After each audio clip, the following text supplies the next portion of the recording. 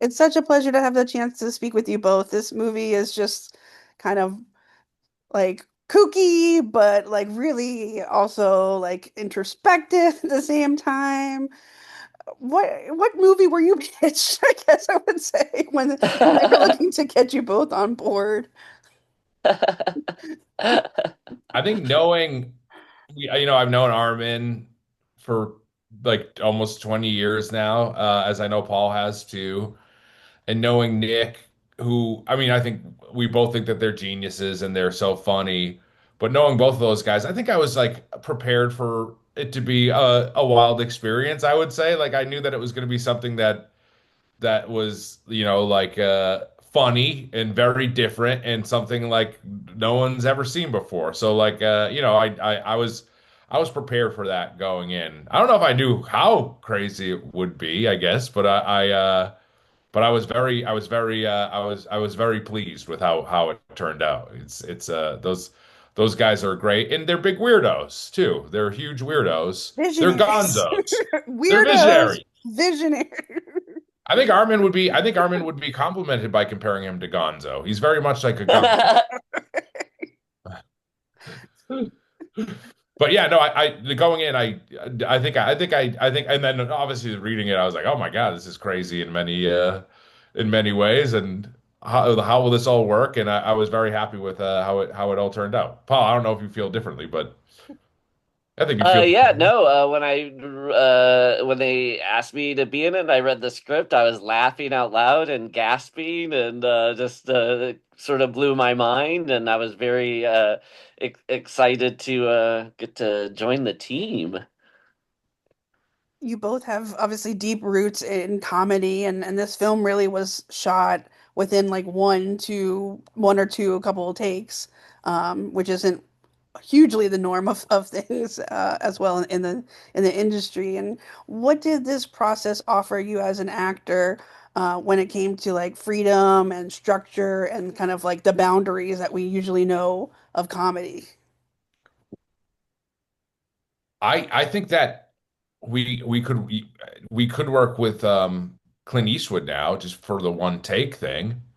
Because we were only doing.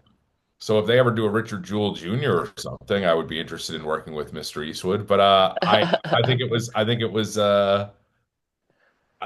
we were so comfortable. I'm very comfortable with Paul and with Armin and Nick, and so I think that like being so comfortable with those guys and being on the same page made like the time it being an indie movie made the time we had work really well. It was we got in there and I trust those guys, and if they say they want something different, we'll do something different, and they trust us to like improvise and do some stuff too, and so for that reason it was great.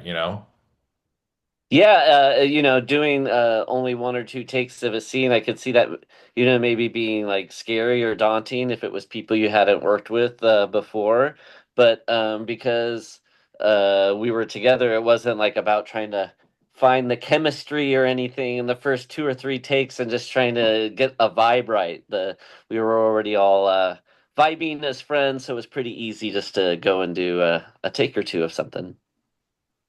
I was gonna say, I mean, with these guys and the zany gonzo, visionary type of I don't want to call it like a label, but like how would they dial things up differently within the comedy beats and elements that we get to see, but with the trust and the groundwork that you guys have given as far as these characters, there wasn't much need for that, it seems. Yeah, yeah, Yeah, right.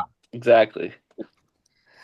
But it's also so much of comedy can come from within like the different beats of the delivery that we get from your characters. And I love how it does feel like quite organic, but at the same time, like stitched within the fabric of the storytelling that we're seeing on screen. How did you kind of work with that also within these very like short setups? hmm Yeah, oh, go ahead, bitch. Uh, it was that sort of thing of I had a lot of stuff with Sarah Ramos, and she's just such a good actor that even if I was floundering around or whatever, even in the short time we had, I knew that I had someone that was so good to, kind of anchor the scene or whatever, and even if I was flopping around and bombing, but Paul is always the funniest guy around. So like he was squirmed the moment he walked onto set.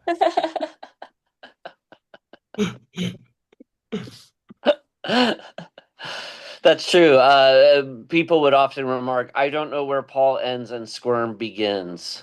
I I've heard said that a that. lot. I Yeah. said that at least 7 to 8 times. During the take. Yeah.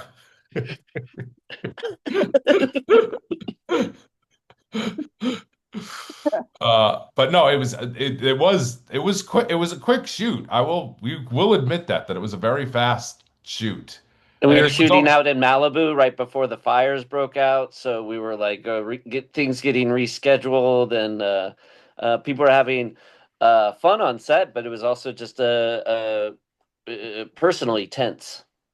and that is the reason that it probably felt so much longer than it was, which in there's no upsides to all that stuff that went on, but the shooting schedule got so stretched out over time that it felt like we got to do the movie for longer, which was kind of fun. And Yeah, that, then when it got delayed, when we did have to take a quick hiatus because of the fire, I know that that's when Mitch and I had some regret about starting the fire. yeah. Like, oh, this is starting to affect us. How is this going to affect our dynamic on screen and now off? Yes, exactly. This could hurt the movie. We'd watched too many episodes of Beavis and Butthead, as you would. Yes, that controversy.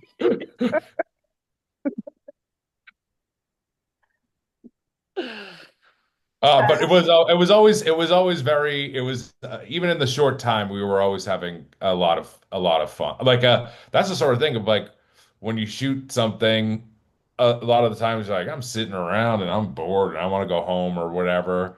But on Napa Boys, I liked sitting Yeah, hanging around, out, hanging laughing. out and talking to people. Yeah, it was great.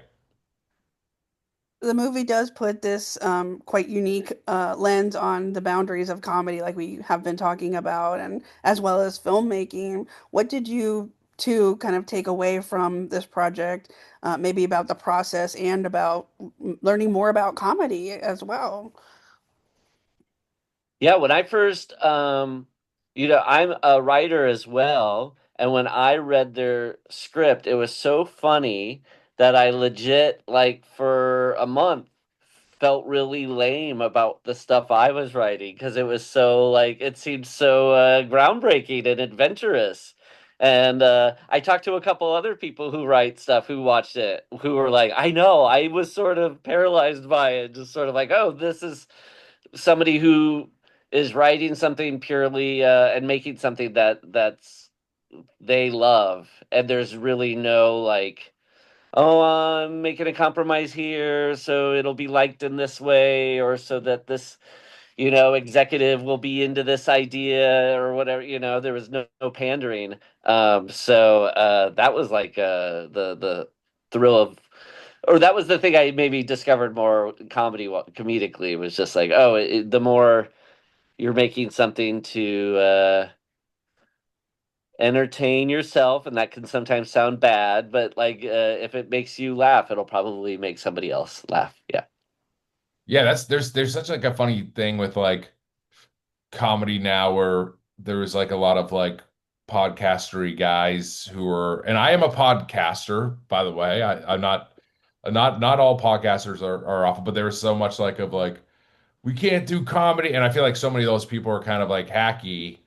But it's like a good lesson from this movie of like writing something weird and different and not exactly like what, like I'm trying to write something like a comedy for like a studio or something. Like those guys were just writing something like Paul was saying to like that they thought was funny and would make people laugh and is like pushing the, and I hate saying this word, but like oh, it's like edgy or pushing the boundaries or whatever, but like in a way that's like also not dorky like podcasters are saying. Like it's like, oh, it's like interesting and cool and makes you think, and there's there's some stuff that some people will like and some people like it won't click with, but that's like what movies are, and it's just so fun to see that instead of just a boring flatlined dud of a movie, like and yeah, I've talked to a lot of people that directors who have seen the movie that are like, I want to go all out after seeing this movie, like I really like I feel like I play it safe, and those guys they definitely don't play it safe in this movie, which is in the non-dorky podcaster way. And Mitch, what did you say was when you said one of those boring duds of a movie? You said one battle after another was one of those for you? Thought that was kind of a controversial take, but Yes. Oh, I was yawning throughout one battle after another. Well, thank you both. This has been a wonderful chance to chat with you about this, like really unique and I would call it I like to call it like my vein because it gives me like vibes of like Sideways, but also gives me like American Pie. And for me yeah, in my age of not to tip things, but like those are movies that I really kind of grew up on myself and really same. miss Us those too. type Yeah, of yeah. lens that it gives to comedy. And I love that they're bringing back again that edge and that unique perspective. So thank you both for the chance to chat with you today. Thank you, Thank Lisa. It you, was really Lisa. great chatting with you. Yeah, you rule. Have a Thank you. nice day. You too.